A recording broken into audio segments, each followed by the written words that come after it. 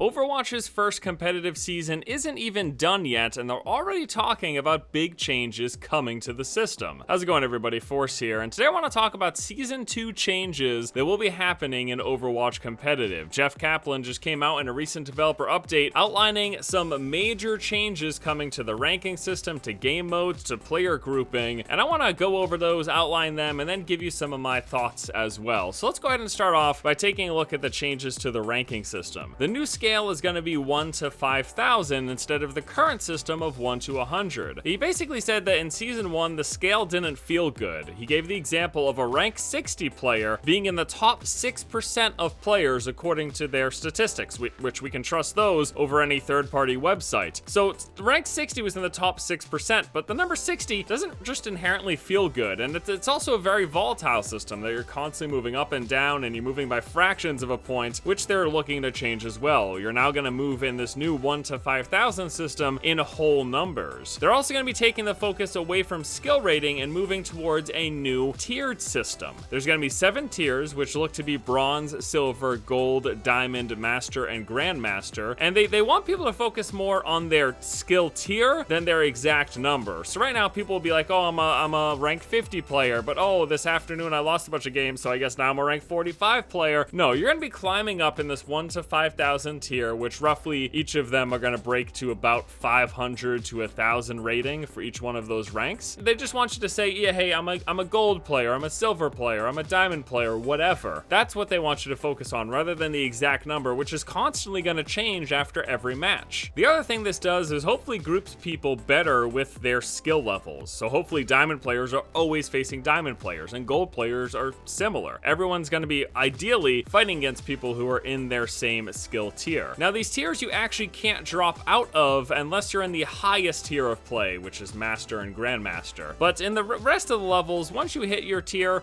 you're just going to stay there. So if you make your way up to Silver or Gold, that is going to be your tier for the rest of the season. And even if you drop down slightly, chances are you'll eventually make your way back up. It's just kind of the nature of the system. Now, the end of season rewards that you get are going to be based off of what tier you reach. So you're going to get a different number of competitive points depending on whether or not you're silver, gold, diamond, etc. The higher you get, the more points you're going to receive to unlock those illustrious golden weapon skins. So what it looks like we have here is a typical ladder ranking system, and this is actually the type of progression that I talked about the game needing just a few weeks ago. We talked about how the laddering in the current system didn't really feel very good because it was so volatile. You're constantly going up and down. It's like, what is my true skill? Where do I belong? Well, with this new ladder system, once you climb up to a point, that is where you're going to stay. And I think the thing that's most interesting about this is that this is essentially the system that they had back in the beta. They had tier rankings that you couldn't drop out of and that you climbed each season. They had gotten feedback from a lot of the beta players, which were no doubt more hardcore.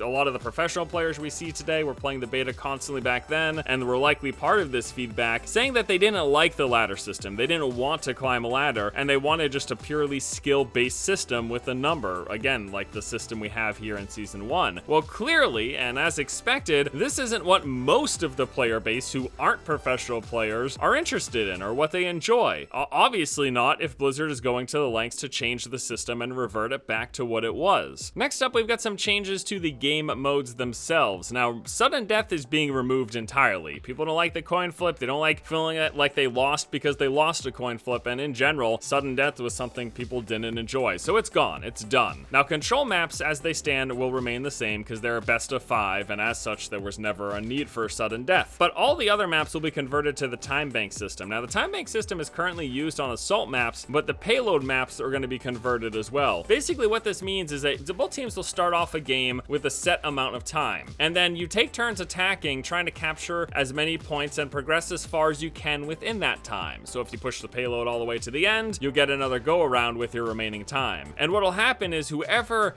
receives the most points and pushes the payload the furthest, once all of their time has used up, then that is the team that wins. Now, this new system, it's gonna drastically reduce the number of ties. Ties should be very, very unlikely. But in the rare case that they do happen, both teams are still gonna get some competitive points. So if you tie, nobody wins, but nobody also loses, you're not gonna be losing rank, you're just gonna gain a tiny amount instead. So this is, I think, a great change. I'm on board with saying, sudden death that really sucked, so I'm glad they're getting rid of it. And then the next big thing that they're changing, which I'm not entirely sure how I feel about yet, is they're going to be changing how player grouping works. So there was a concern with large differences between group players ranking, grouping up together. Basically, what people would do is they would group up with someone who is much lower than them to change the team average to a lower rank so that they could play against lesser ranked people and beat them. So they're tightening it up. It was a level of 50 difference. So on the 1 to 100 scale that we have this season, if you were a rank 75 player, you could queue up with a rank 25 friend, and then when you got into a game, that would tank your team average, and you'd be playing against people who are much worse than you. And then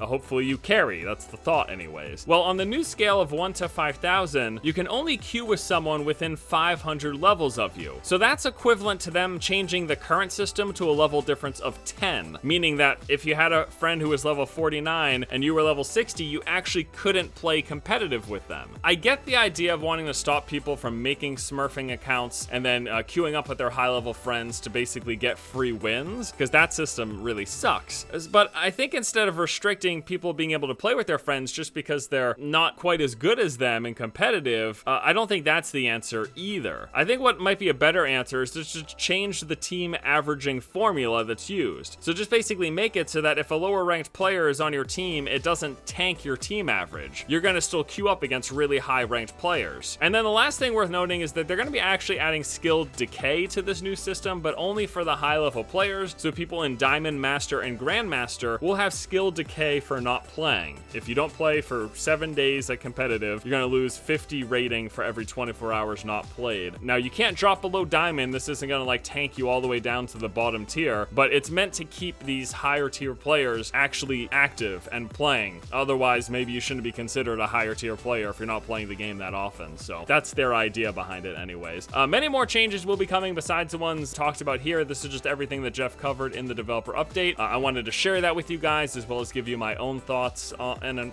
impressions on it. Overall, I'm really happy with these changes. I love that they're adding a traditional tier system, a ladder for us to climb, besides this super volatile, elo-focused skill rating number that's just like, you know, you have a good afternoon and you're like, yeah, I climbed all the way up, and then you have a bad afternoon and you climb down, and it just feels really bad. So having this idea of, hey, this is the tier that I play in, like I am a gold player, I am a diamond player, I am a master player, whatever it is. The idea of having that to identify with your skill level, I think that's it's a more stable system, and people enjoy climbing ladders. Progression systems are a big part of games and longevity to games, so I think this is a really good change. Overall, I'm really happy with this, and I'm looking forward to season 2. I'd love to know what you guys think about these upcoming changes, about this video. Let me know in the comment section below. Hope you all have a fantastic afternoon, and until next time, I'll see you later.